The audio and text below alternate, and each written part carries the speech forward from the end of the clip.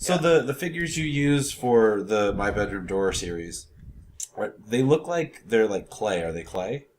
They are. They're mostly clay. The heads are super sculpty, so they're all hard, but pretty much the rest of the body is just plasticine clay around an aluminum wire skeleton. So they're pretty much like Wallace and Gromit. Okay. Is that kind of the way that you did the Marceline figure as well? Pretty much. It's a Marceline figure. That was all super sculpty. So she was completely baked, so she can't be moved. But the body is the same. She's an aluminum wire skeleton, and I use aluminum foil to sort of bulk her up. But they're pretty similar. Yeah, I'm able to get more detailed with her, and yeah, I'm hoping to build more intelligent characters down the line. But at the moment, using plastic and clay, it's just it's much quicker. So a lot of the characters you'll see in film are actually rebuilt. So I can just like take apart the clay and then change their clothing, and I don't need to like get separate puppets or anything. Now, Hassani, like, because you have a very distinct style, and I really like your artwork. And I always appreciate people that develop kind of their own distinct style, which I always have trouble with, or am having trouble with currently. But is that something that you feel like you've always kind of had that similar style from the get-go, or was it something that, really kind of developed over time? Oh, it definitely developed over time. I mean, when I first started drawing, I was really just like copying a lot of things that I saw, and I think that's pretty much how everyone sort of starts when they're getting into art. Like, you just copy what you see until you find your own style. Right. But I'd say that I went through a lot of phases. I went through kind of like a comic book phase in drawing. I definitely went through an anime phase in sketching. I still have those sketches. And there's also there was also kind of a Burton phase in drawing. And I think just over time, it all just sort of mixed in with itself. So you can still see that there's a lot, those influences are still in my sketches, but I think they've all kind of meshed together to get their own style. So, like, what would your recommendation be for somebody who's like trying to develop their own style? I'd say when you're starting off, just I guess go with what you like and just keep drawing with those influences, but just don't be afraid to experiment with what you're doing. I don't think like kind of copying is a bad thing, but just start kind of like just being creative with it. I've heard that similar sentiment from like other artists who say like, if you like something, just imitate it until you find out how you can mold that into your own thing. Yes, exactly. So I mean, like, I don't know how you would actually. I've heard that too. That like copying is just like, oh, it's shameful. But the thing is, not sure how you would develop your own look when you have really nothing to go by or no influence. And I mean, not to say that there aren't people that aren't able to do that, but it's just it's good to have a jumping off point. Well, and I guess, if you compare it to when people talk about the best way to learn how to write a book is to read them. Yes, I'd absolutely agree with that, yeah. It's hard to do the show because it's really it's inconsistent because we try to follow the tone of our guests. So like one episode will be mostly swearing and dick jokes, and then another one will be a thoughtful discussion on the intricacies of the business of animation. I know I got a few people that said that I guess I'm kind of hard to read in terms of like cursing or anything like that. But yeah, I don't mind it. All right, cool. So I've always had like I guess kind of an interesting relationship with swearing, or at least the work that I do, because I know sometimes I do like kids' book. A lot of the things I do can be dark, but I don't think I've ever had like swearing in any show. So there was one time I was recording something with someone, and in the plot there's a girl and she gets caught in a bear trap in one episode, and actually it's the Grimm that I'm actually working on right now, and I have it on my YouTube page. But the main character, she gets caught in a bear trap. At another moment, she a lot of tragic things happen. I don't want to give it away, but it's a violent series. And while recording, I told him, like, oh, just go with your instinct with the character.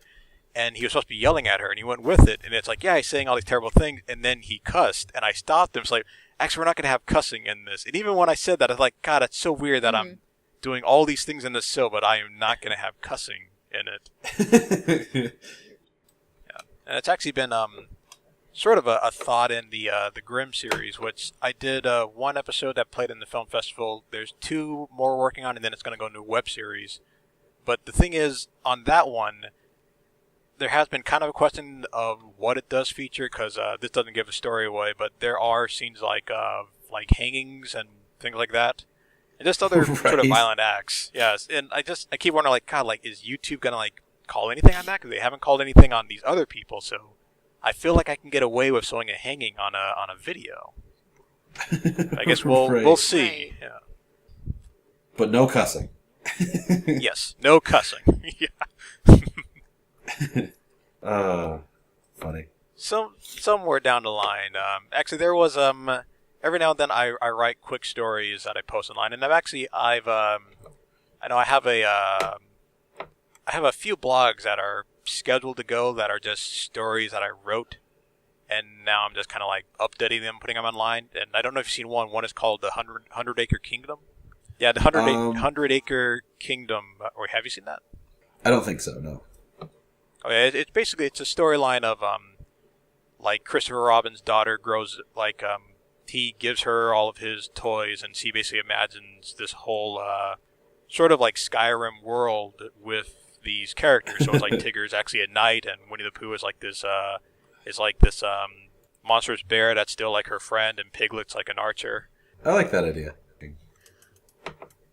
This is an interesting way to do an interview, Alex. I like it. So it's nice. It's we've enjoyed it. It's nice. It's interactive. I think it's a fun show. I think it's fun, Shannon. I do too. Other than yeah. Well, I get paranoid about my skill level, and it's like everybody gets to watch me start from the beginning, basically. I'm trying to get over the whole pity party. Yeah, that's. Oh yeah, I think that's something What's that I think a lot of animators and just people online have to try to kind of get over or get through. Right. When I say like get over, that sounded like I was like kind of being like, oh, get over that, but no, just like it's something that you have to kind of like think about. Because every now and then, like working on an animation, I do look and I feel like, God, this does not look like an American Tale. This is terrible. But I have to realize, like, well, I probably can't reproduce an American Tale, so I probably should not think like that. I see artists that I really, really like, and I'm like, their stuff is so simple, and like, it's 4 lines, and how it still looks great. And then I'm worried about like my 13 lines. I'm like, well. So I've actually been going through. I have a project that's been going on for way longer than it really should have been allowed to go, but it's called Suicide Friends, and that goes more into the whole how I do not allow cursing into these projects, even though they are dark. But the thing about Suicide Friends is when it started, the main character is 13 years old, and the person that voiced her was 13 when she voiced the character. Right. Today, she is, I think she just graduated college, and the project is still not done. Oh, okay. Yeah. Oh, goodness. The reason it didn't get done, or hasn't gotten done, is because I kept going at it, thinking like, God, does this not look like this isn't like a Pixar kind of stuff, and then we'd go back to the drawing board, and that kept happening. And the thing is, now I am still working on it, but now it's one of those things where I'm working on it just like, all right, this is what it is. I don't care where the skill level is at. Right. Yeah, but this needs to get done. And actually, after thinking that, it's actually made a lot more progress than it ever has before. You kind of put the fuck it adjustment on there. Well, I guess pretty much, yes. It would be for you. It'd be the fudget adjustment. Yeah. Oh. I will say it's. I'm sure the project will still take a long time because now that I'm just kind of like I'm just not caring about like how it's looking or where it's going. I'm making it the way I wanted it to be, and the main thing is it's a mixed project. The character, she makes collages, and I wanted the film to reflect her mind, so the film is kind of a collage. So basically, the sets are CG sets. she is a 2D character that's put into the sets the same way as like Roger Rabbit was done, and her friendly imagination characters are CG. Her nightmares are stop motion, and it's all combined together into the film. That sounds awesome. Yeah, that sounds really cool. It's ambitious, but yeah, like the look, like did some tested look, and it's actually going pretty well. So I was like, all right, this can actually be done. So when it's done in, I don't know, like 20 years, no, it's take less time than that, but it should look good. So I mean, like now the way the mix is going to be, I'm much happier with just how it's going to play out. And after spending a lot on different programs to make it faster, it is going faster. Actually, purchased Toon Boom, which I know is like a very popular 2D program, but that definitely sped up my 2D production. Which Toon Boom did you buy? Toon Boom Harmony. Okay, because I bought Studio, and like I can't seem to find anybody else that uses it. Oh, see, I had Studio for a while, and then I saw this tutorial on like how to do. Actually, one of the people on Frederator actually had the tutorial, and I forget his name, but I'm actually going online right now because I did subscribe to his channel, so I associate Kuyu Bum Lee. But yes, so I saw his video of how to do 2D animation, and he went by, it was like so quick, and then when I saw it, I was like, God, it looks like something I would see on the Disney Channel. And I opened up Toon Boom Studio to try and do the same thing, and nothing he used was there. And I found like, using Toon Boom Harmony, which was like a $3,000 program. But the thing about that is when I called them for the program, they're like, I gotta like get this, like maybe it'll have an installment plan. But when I called, it's like, oh, guess what? We have a sale. It's half off just right now. And there was no holiday happening at that moment or any event. So I kind of think that it's just half off. And they offer that just to make you think like, oh, I got a deal. I will definitely buy this now. Right. Yeah. Like they said the deal ends Friday and it was Thursday. And I'm like, wow, this is either like I'm right on time, how lucky am I, or this is just the greatest sales pitch ever. How amazing. That's still so expensive. Like, it is. Being as terrible as I am at all of this, like, I don't think I can justify spending that much more money. I already bought a Wacom Cintiq, and, like, that's... I mean... I actually use a very old bamboo tablet. Oh, really?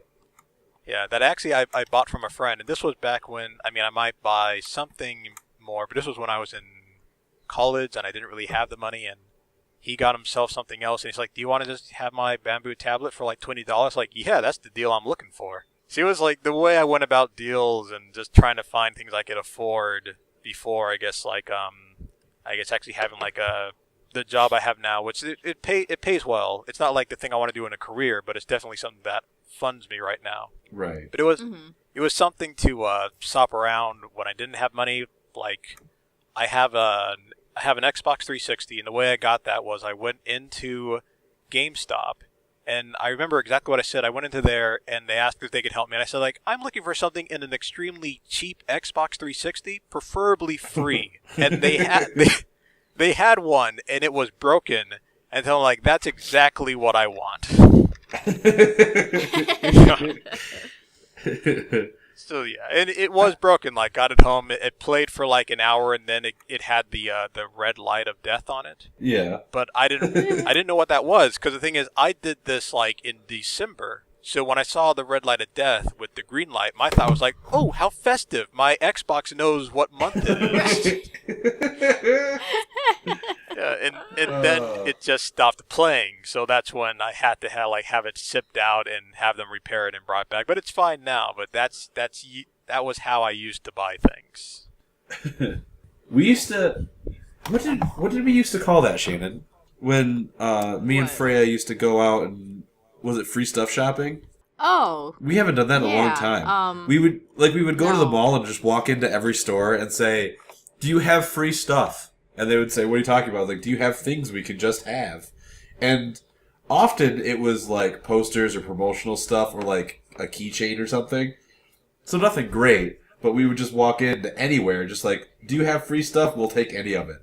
See, to me, that sounds amazing. Yeah, you came back with a lot of junk. That sounds amazing to me. That sounds like something that I think I should do someday. I did something like that with a friend, or a friend did something like that with me. I went to his house, and this was I remember we had a dog named Skipper, and when we first got him, he was already fully grown, and we had him for like I think 11 years. So after he died, I went to a friend's house, and I was extremely down. And the way he cheered me up, he got his phone and he like got like all this merchandise, like sodas and stuff. And he told me, he just pointed to the sodas like, call this number, tell them they're doing a fantastic job. So I did, and the response, they go like, oh, well, thank you, sir. Would you like us to send you like this thing for this free soda or something else? And that's like, we did that for the afternoon, just like calling places like, you are doing an amazing job, and they just give you free stuff. That's awesome. Yeah. That's super awesome. Yeah, I guess only for like complaints do you like call those people. Yeah, so they're so Right. happy to hear when you actually like what they're doing. Yeah. Yeah. So that's cool, because you're making their day, Yeah. and you're getting neat stuff. Yeah. So there's I guess that's kind of like I guess that would be like a life hack, kind of. Sure. Yeah.